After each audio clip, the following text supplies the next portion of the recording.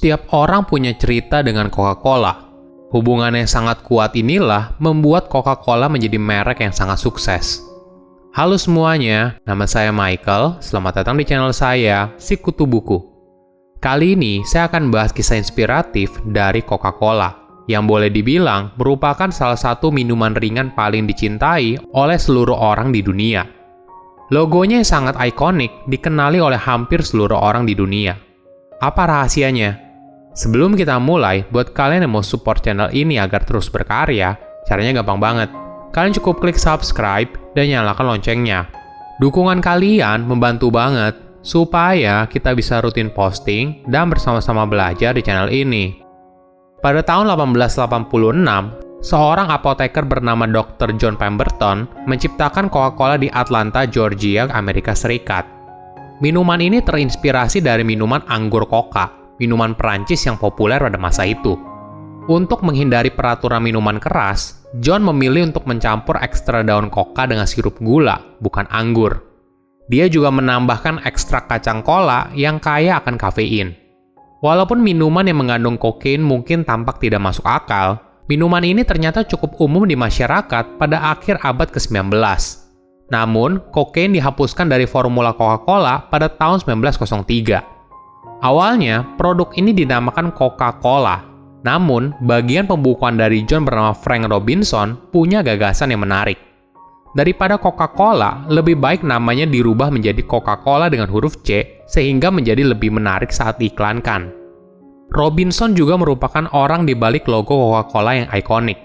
Dia memberikan saran logo Coca-Cola harus ditulis dalam teks Spencerian, yang dulu banyak digunakan oleh para akuntan. Hal ini akan membuat logo Coca-Cola berbeda dengan kompetitornya. Akhirnya, mereka berdua sepakat dan mulai menjual produknya. Coca-Cola pertama kali dijual di Jacobs Farmasi Atlanta pada tahun 1886. Saat itu, John membawa sebuah kendi yang berisi produk barunya dan menjajakan di sepanjang jalan. Produk itu dijual seharga 5 sen per gelas sebagai minuman soda. Air berkarbonasi yang dipadukan dengan sirup menghasilkan minuman yang dulunya dikenal sebagai minuman yang lezat dan menyegarkan. Sekitar 9 gelas minuman ringan terjual setiap hari. Penjualan untuk tahun pertama saat itu mencapai total sekitar $50. Tahun pertama bisnisnya tidak sukses, dan John mengalami kerugian. Sayangnya, naluri bisnis John tidak begitu baik. Dia tidak pernah menyadari keunggulan dari Coca-Cola.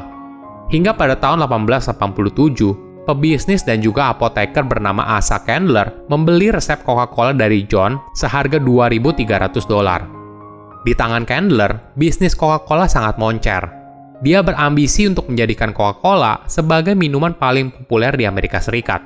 Penjualan meningkat secara pesat, mulai dari 9.000 galon sirup pada tahun 1890, lalu berkembang menjadi lebih dari 370.000 galon pada tahun 1900.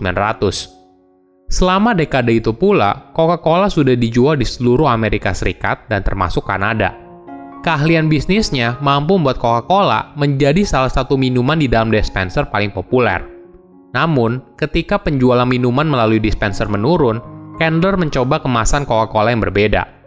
Pada tahun 1899, Coca-Cola menandatangani perjanjian pertama mereka dengan perusahaan pembotolan independen.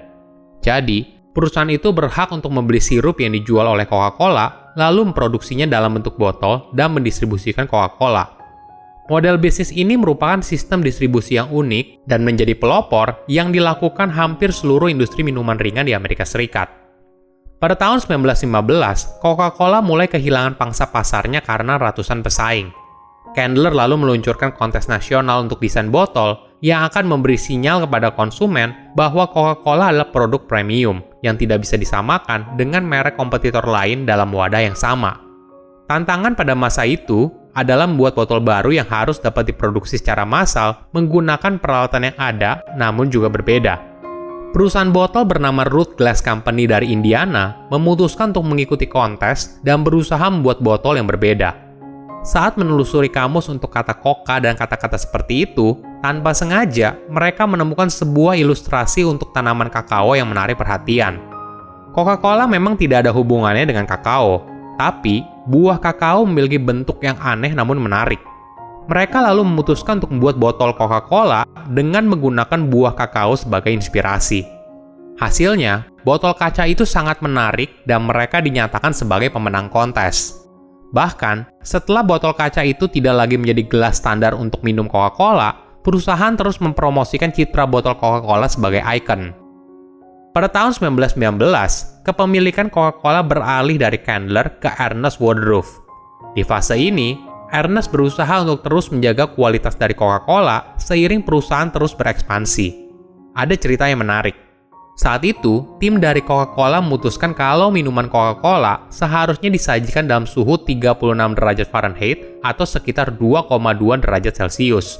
Namun, mereka memberitahu tenaga penjualnya yang lalu disampaikan kepada para pemilik toko kalau Coca-Cola tidak boleh disajikan lebih dari 40 derajat Fahrenheit atau sekitar 4,4 derajat Celcius.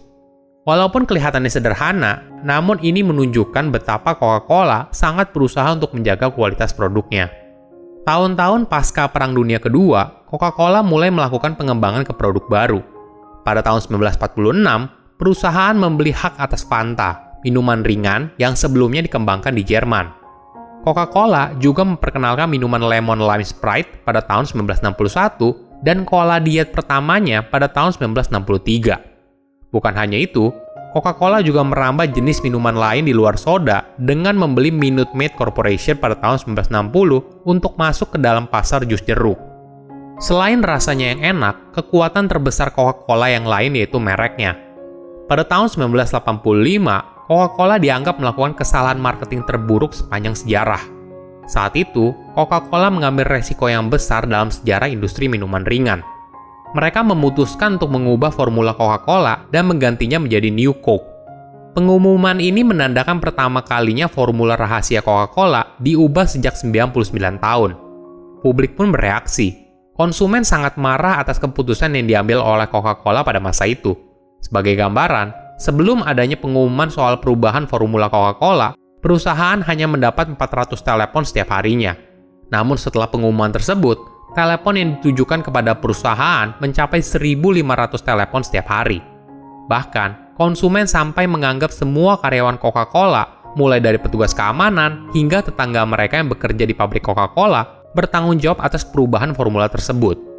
Keputusan itu memang tidak mudah, namun Coca-Cola harus memutar otak saat pangsa pasarnya terus turun selama 15 tahun berturut-turut. Hingga akhirnya, kemarahan konsumen mereda setelah Coca-Cola memutuskan untuk kembali ke formula awalnya dan menamakan produknya sebagai Coca-Cola Classic beberapa bulan kemudian. Kisah ini memberikan pelajaran berharga bagi tim Coca-Cola. Walaupun sebelum meluncurkan varian New Coke, mereka sudah melakukan tes rasa kepada lebih dari 200.000 konsumen dan konsumen itu suka dengan rasa terbarunya, tim dari Coca-Cola lupa memperhitungkan adanya hubungan emosional antara konsumen dengan merek Coca-Cola. Kelalaian inilah yang membuat konsumen menjadi kesal dan kecewa atas keputusan yang diambil oleh manajemen Coca-Cola.